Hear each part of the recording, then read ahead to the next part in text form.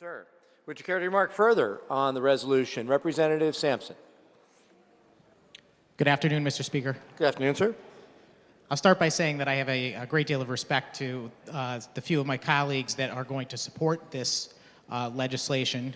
I know that it has an air of good intentions, and we always want to do the right thing.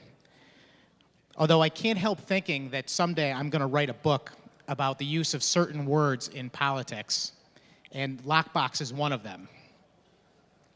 I know that every time the word lockbox is brought up outside of this chamber in conversation having to do with politics, the reaction I get from my friends, my neighbors, people I know who talk about politics with me, automatically react as if it's a gimmick. And I can't say as I blame them. It's much like the word sunset. It's another word we like to use in politics.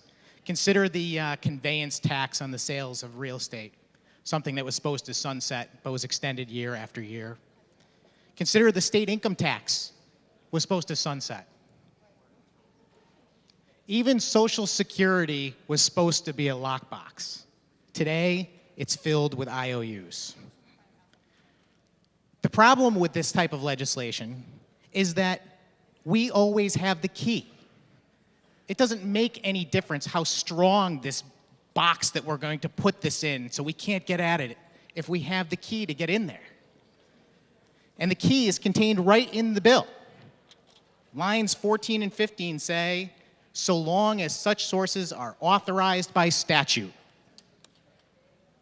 Well, that's what we do here. We write statutes. So we can write a statute today that says that we have a lockbox, and we could write another statute tomorrow that says that we don't. And as long as that's the case, there is no such thing as a lockbox. It is nothing but a gimmick. And we should be honest with our constituents, because all that's really needed here is will. This reminds me of a good friend of mine who's a smoker. And of course, like a lot of smokers, he's having a tough time quitting. He's addicted, doesn't want to smoke. So he goes through a lot of exercises to try and keep the cigarettes away from himself. You know, he won't buy cigarettes, or he'll put them in a drawer, or he'll ask someone else to hang on to them for him, something like that. But at the end of the day, when he wants a cigarette, he goes and finds one. And I think that's the exact same thing that happens here, is we all have good intentions. We don't want to go dipping into the Special Transportation Fund looking for money because we need it. But it's there, and I think that our state government is just as addicted to spending the taxpayers' money as my friend is to cigarettes. Aside from which, how many holes can you put in a box before it ceases to be a box? At what point does a box end its life as a box? If it has no top, if it has no bottom, is it still a box?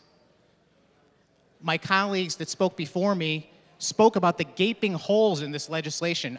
We don't have any true definitions about what actually is a legitimate expense for the Transportation Fund. There's no mechanism to control the money that goes in, and there's no mechanism to control the money that goes out. So is it a box at all?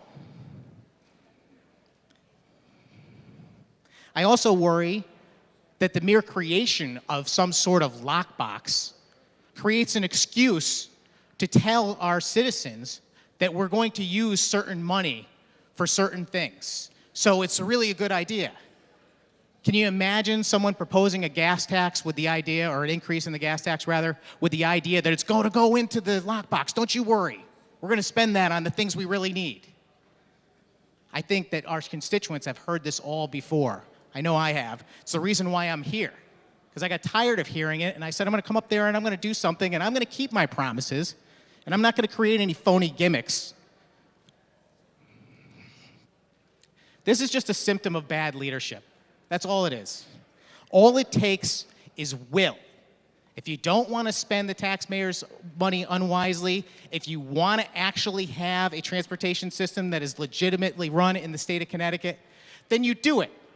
You do the hard work, you do what it takes, you have the will to go for.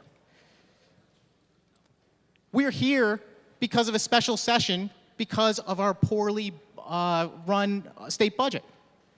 Another symptom. And in fact, it was brought to my attention that even in that document, there is a sweep of the Special Transportation Fund. How does it look to vote in favor of a lockbox for special transportation on the same day you're sweeping it to make up a hole in the budget?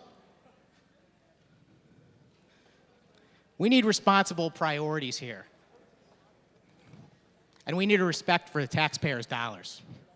Thank you, Mr. Speaker.